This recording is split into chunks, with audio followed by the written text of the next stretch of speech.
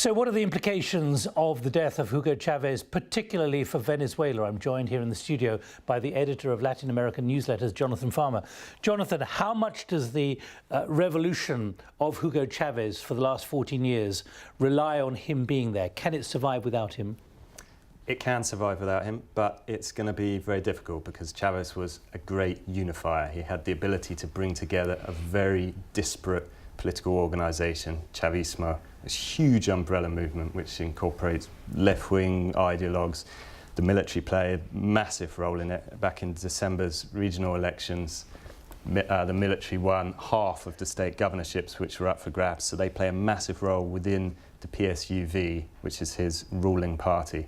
They'll want to continue to play a decisive role within that. It was interesting that after the announcement of Chavez's death, the defence minister immediately just said 3 words: unity, unity, unity. This is what we need now. But is there the organisational loyalty to a cause which will survive his death?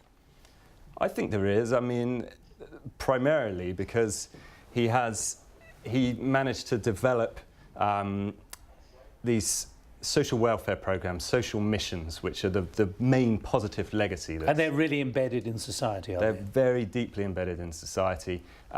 He's loved by the majority of Venezuelans. Obviously, he's a hugely polarizing figure, but the majority, I think, will rally behind Nicolas Maduro if he is the man to run for election within a month or so. There has, of course, been essentially a time of preparation because the president has been in Cuba for so long. Even though he was re-elected, there was probably an inevitability. There must have been planning behind the scenes. What about Maduro? He's an ex-busman, bus driver. Is he the person who can take over the mantle of Chavez? No, but he will win the election, I believe. But he certainly doesn't possess the charisma of Chavez. Chavez had this intrinsic ability to make Venezuelans, individual people, believe that he cared about them.